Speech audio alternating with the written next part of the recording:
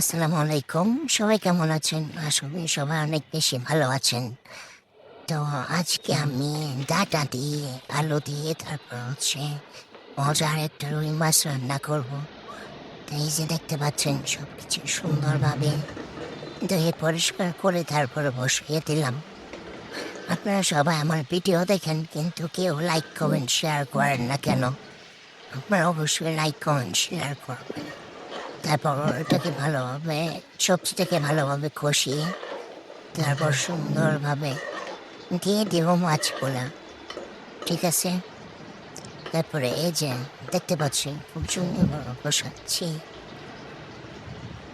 দেন ওই পাশে আবার আমি বাকি যে মাছগুলো ছিল ওইগুলো সুন্দরভাবে ভেজে নিচ্ছি।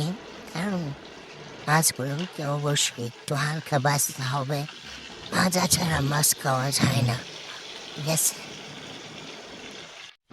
মাছের পর মাছগুলোকে আলাদা রেখে দিলাম একটা সুন্দর করে একটা ইয়াতে তুলে রেখে দিলাম। ওদিকে আমার মোটামুটি অনেকটাই কষানো হয়ে গেছে। তো এই যে দেখেন জল দিয়ে সুন্দরভাবে মশলা দিয়ে দিয়েছি। ঠিক আছে, এবার রান্না করবেন দেখবেন খুবই ভালো লাগবো। তারপরে এসে দেখেন বাকি অন্যান্য যে মাছগুলো ছিল এগুলো আমি সুন্দরভাবে ভাজি করে নিয়েছি। ঠিক আছে, আল্লাহ হাফিজ।